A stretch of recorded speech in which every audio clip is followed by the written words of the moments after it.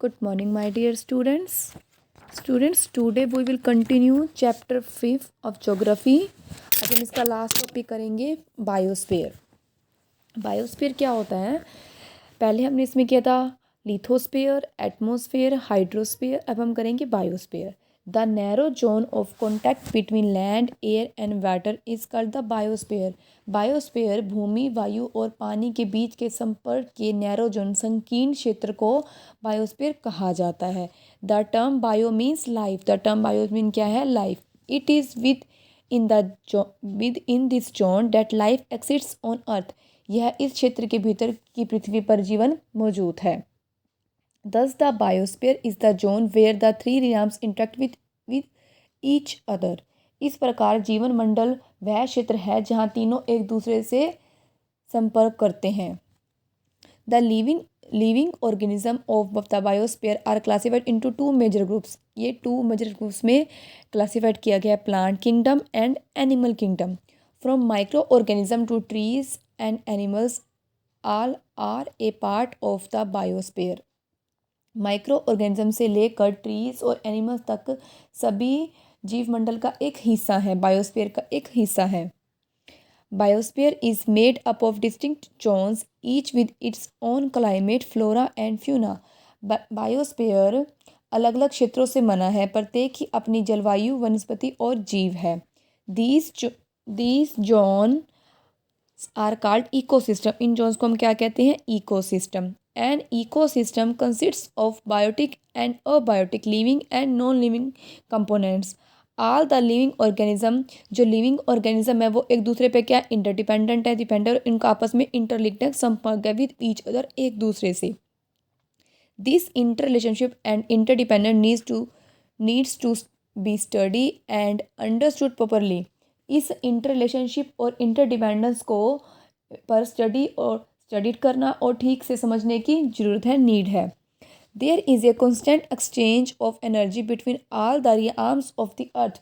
पृथ्वी के सभी स्थानों के बीच ऊर्जा का निरंतर आदान प्रदान होता है।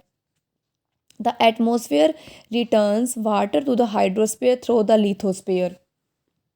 एटमोसफियर हाइड्रोस्फीयर में पानी वापस लाता है और लिथोस्फीयर में थ्रो कर देता है। Soils are dependent on atmospheric conditions like rainfall and sunshine. Soil rain और सनशाइन जैसी एटमॉस्फेरिक कंडीशन पर निर्भर है।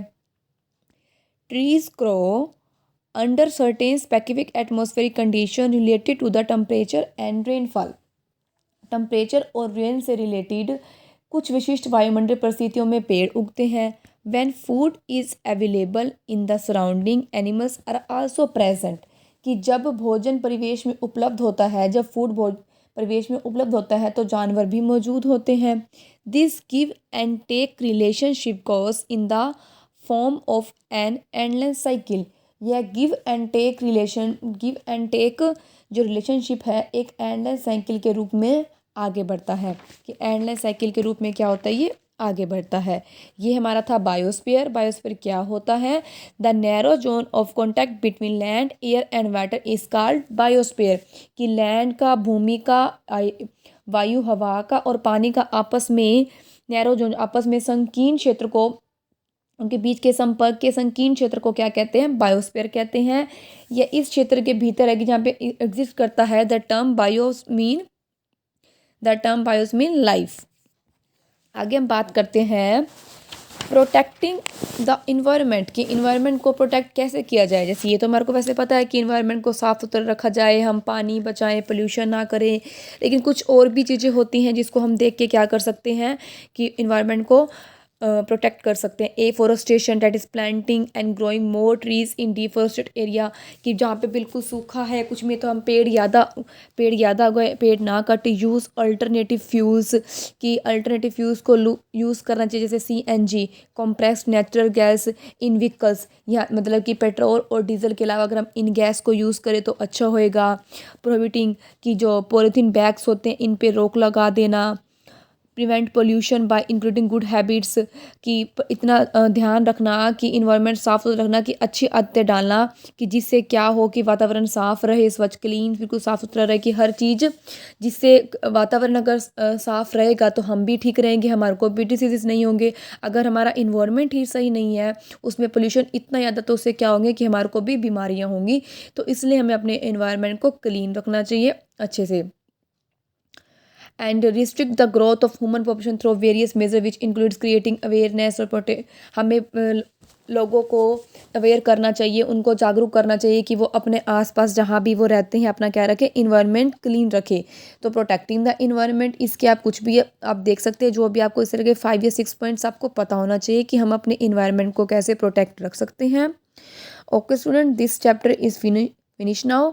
आई होप आपको ये चैप्टर अच्छे समझ में आ गया होगा। हाँ, okay students, this chapter is finish. ये चैप्टर किया था हमने 4 realms of the earth, lithosphere, hydrosphere, atmosphere and biosphere. Okay students, thank you, have a great day.